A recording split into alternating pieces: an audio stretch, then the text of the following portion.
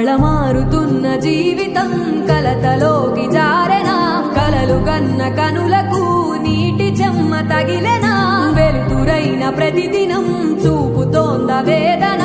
అందమైన బతుకున అలజడి చలరేగనా ఏమిటి నీ పాపం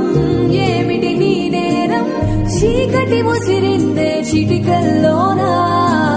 తీరదు నీ శోకం మారదు ఈ లోకం